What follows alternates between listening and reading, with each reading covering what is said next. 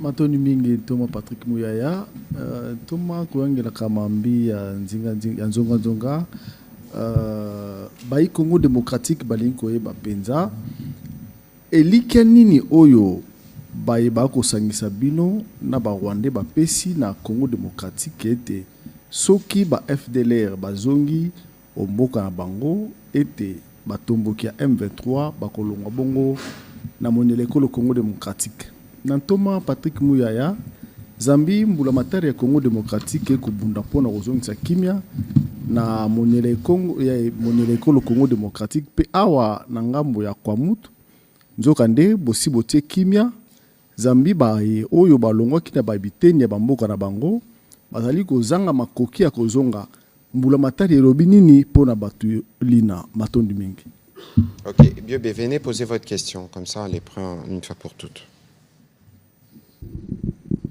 Merci beaucoup, Monsieur le Ministre, pour la parole m'accordée. Mheshimiwa Waziri, wewe ni mzao wa mkoa wa Kivu ya Kusini na moja ya mikoa ambao FDLR wanafanya kazi zao huko, na umesema kwamba kati ya eneo 5 zipo chini ya udhibiti wa Rwanda.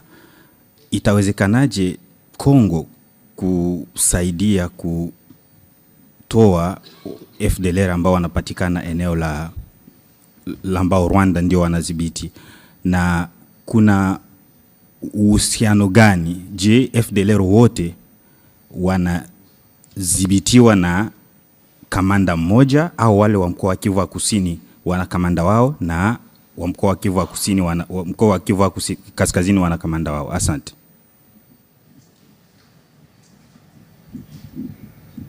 Alors, peut-être nabanda na Lingala, retrait FDLR, retrait M23.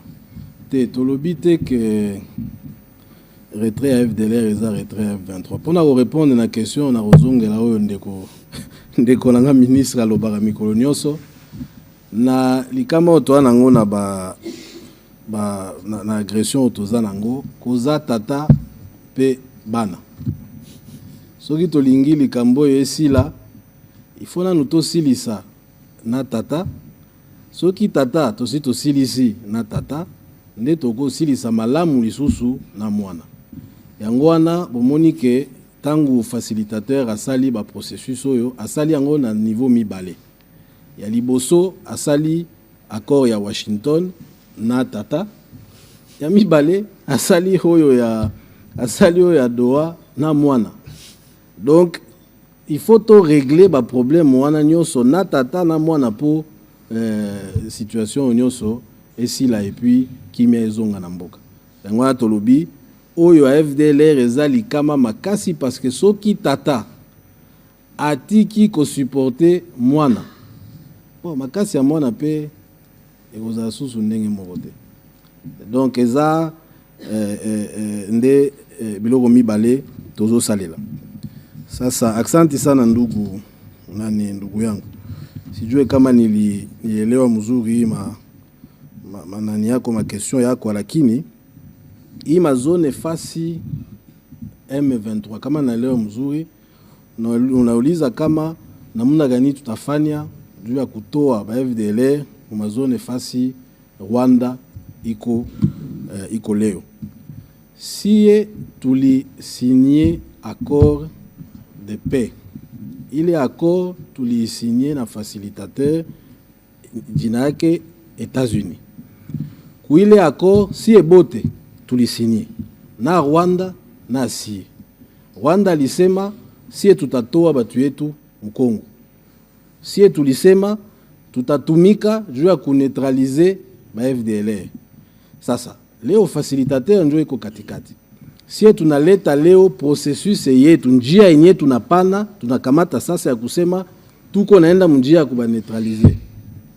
Facilitateur sasa ndio leo ataikala atasaidia juu Rwanda itoke kule mafasi yote balisema FDLR iko juu FRDC sasa tuendelee na hii démobilisation volontaire.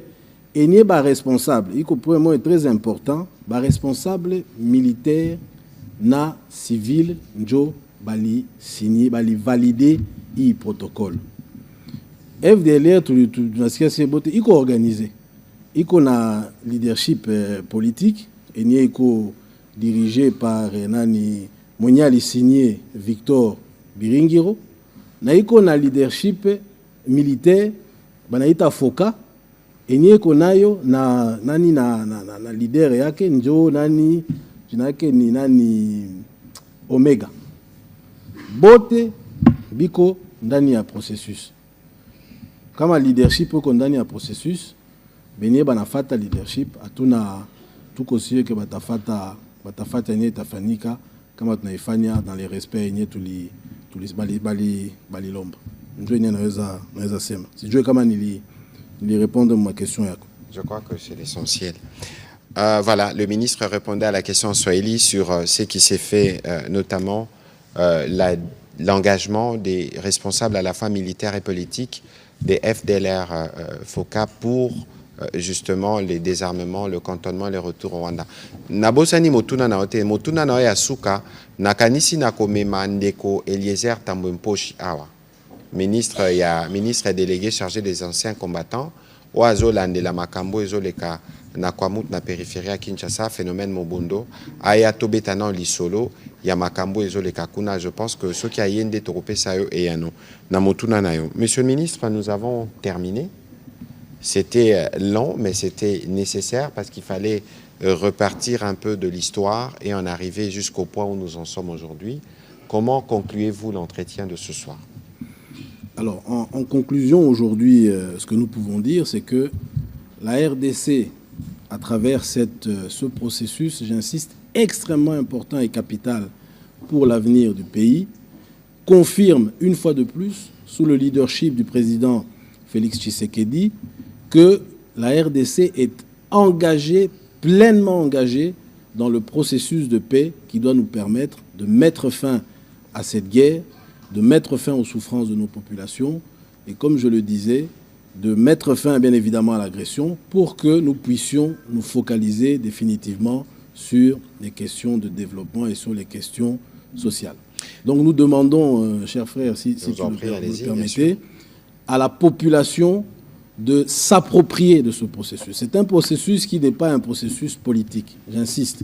C'est un processus pour lequel finalement c'est l'avenir de tous les Congolais qui est lié à ce processus. Si nous arrivons à porter ce processus jusqu'au bout, le Rwanda n'aura plus d'alibi et clairement la guerre ou les guerres d'agression qui nous sont qu'il mène depuis ces décennies n'auront plus de raison d'être. Donc il est important que nous tous nous puissions nous approprier ce processus pour faire en sorte que il puisse aboutir et que nous puissions alors mettre fin à cette agression, à ce conflit. Merci. Monsieur le ministre, je vous remercie. Je rappelle que la démarche que nous avons présentée ce soir fait suite à nos engagements convenus dans les cas des accords de Washington, parce qu'il y a la dimension sensibilisation avant la dimension neutralisation. Je crois que nous avons eu à expliquer les termes. C'est illustratif de notre engagement, comme je l'ai encore expliqué tout à l'heure, de détricoter ou de mettre un terme au prétexte fallacieux utilisé par le Rwanda, tant sur la question du discours de haine, tant sur la question de la présence de réfugiés, aussi bien sur cette question des FDLR. Évidemment, c'est un processus sensible. Il n'est pas étonnant de voir que le Rwanda résiste parce qu'en réalité, comme on l'a démontré, les FDLR ne sont que le prétexte pour continuer les processus de pillage, mais nous sommes engagés sur le front diplomatique et nous sommes optimistes au regard de l'engagement du président de la République, mais aussi de tous les gouvernements à partir de Madame la Première ministre Judith Suminwa, pour que nous puissions par tous les moyens ramener la paix et libérer nos populations qui vivent dans les parties du pays sous occupation. C'est encore l'occasion une fois de réitérer ici nos encouragements pour l'attitude patriotique dont ils ont fait montre aujourd'hui. Pour la plupart, en tout cas, ils n'ont pas cédé ni aux intimidations, ni aux menaces, ni aux billets de banque offerts par le père, le Rwanda et les fils M23 dans une tentative malhonnête de vouloir réclamer la fin des sanctions alors qu'ils continuent à perpétrer des crimes. Merci, Monsieur le ministre, pour la parole. Monsieur le ministre Kanzuluni, bonsoir. Bonsoir. Vous avez été clair en disant que les dernières attaques de FDLR au Rwanda, vous n'arrivez pas à préciser la date. Alors, à mon avis, depuis que le président Tshisekedi Et là, il n'y a eu aucune attaque des FDLR au Rwanda. Vous avez quand même accepté, en tant que gouvernement responsable, de régler ce problème-là. Ça devait être fait simultanément avec le retrait des troupes rwandaises, les cantonnements de M23. Vous avez évoqué la question d'Ouvira, mais Ouvira est arrivé, où on va dire, les Rwandais ont attaqué Ouvira après la signature. La signature concernait d'abord les zones qui étaient préalablement occupées par l'armée rwandaise. Jusque-là, à Goma et à Bukavu, qu'est-ce que les Rwandais ont fait parallèlement au processus que je peux dire excellent que vous avez lancé du côté du gouvernement congolais. Et des deux, vous êtes le ministre de l'intégration régionale. Il y a eu une délégation de la CIRGEL qui est arrivée à Goma il y a peu de temps. Quel est le rôle, comment la RDC répartit le rôle entre la CIRGEL, la SADC, l'Union africaine qui fait partie des médiateurs pour éviter les chevauchements dans le processus et restreindre un peu par-ci, par-là pour que la solution arrive, parce que nos frères souffrent quand même. Monsieur le ministre porte-parole du gouvernement, après l'annonce par la Cour constitutionnelle, j'étais sur place, les opposants, quelques-uns ont réagi et ils ont convoqué une rencontre pour demain. Si jamais, après-demain, ils disaient qu'ils vont reprendre les manifestations parce que Kabound, par exemple, a dit qu'ils ne sont pas d'accord avec ça. Il ne faudrait pas que le président Tshisekedi les malmène, en quelque sorte. Si demain, il reprenait les activités dans la rue, quelle serait la réaction du gouvernement? Bon, écoutez, la première réaction sur cette question, justement, il faut laisser... C'est un processus législatif qui a commencé de l'Assemblée nationale au Sénat. Il est arrivé à la Cour. La Cour s'est prononcée.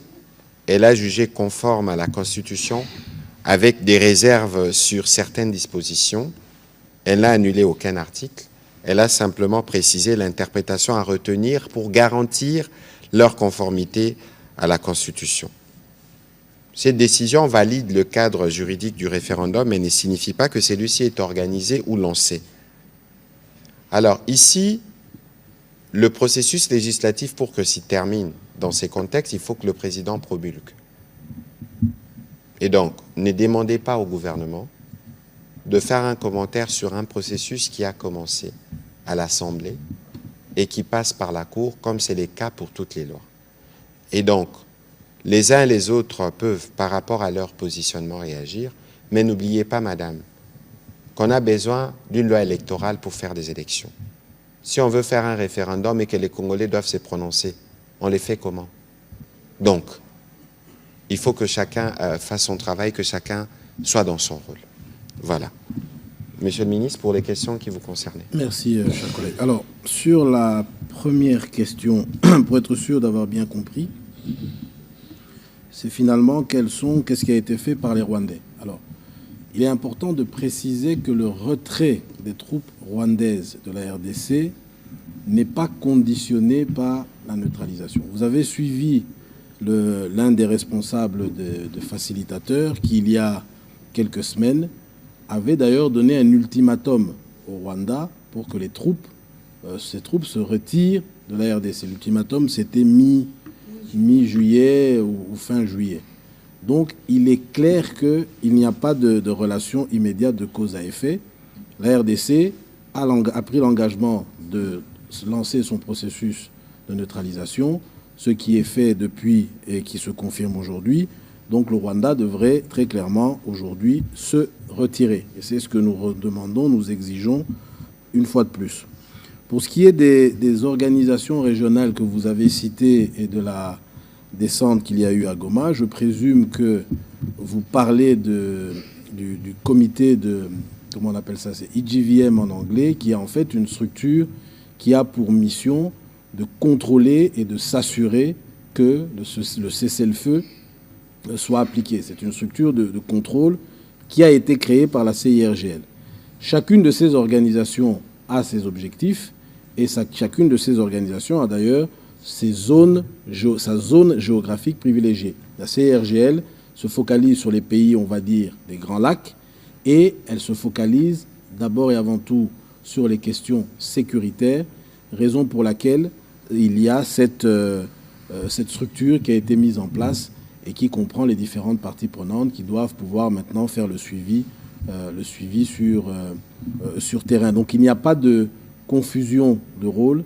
Chacune de ces organisations a véritablement un rôle bien précis. La CIRGL, d'ailleurs, que la RDC préside depuis l'année dernière. Voilà, donc si je peux me permettre un petit commentaire sur ces sujets-là, n'oubliez pas qu'à Luanda, en décembre 2024, nous devrions normalement signer un accord qui devait mettre fin à cette agression. Mais l'accord n'a pas été signé. Les médiateurs angolais, malgré tout son engagement et toute la bonne foi, il a subi l'absentéisme du président rwandais. Mais cette fois-ci, à Washington, nous avons un médiateur qui dispose de leviers de contraintes. C'est pour ça que vous avez vu des sanctions commencer à tomber sur le Rwanda. Ces sanctions viennent parce que le Rwanda ne respecte pas la signature de son président faite devant le président américain. Et le gouvernement américain est engagé pour que chaque engagement pris par les deux pays puisse être traduit en actes. Nous, dans ce que nous disons, le ministre Anzoluni l'a rappelé, et nous avons régulièrement l'occasion de le rappeler ici, nous faisons notre part. Et nous avons un médiateur qui regarde. Évidemment, les Américains, ils ont sûrement un palier des sanctions qu'ils pourront utiliser à tout moment pour s'assurer que les engagements pris sont respectés. Et nous sommes optimistes, nous ferons notre part, les médiateurs feront la sienne pour que nous puissions atteindre les effets escomptés par l'accord que nous avons signé le 4 décembre 2025 à Washington. Voilà, merci.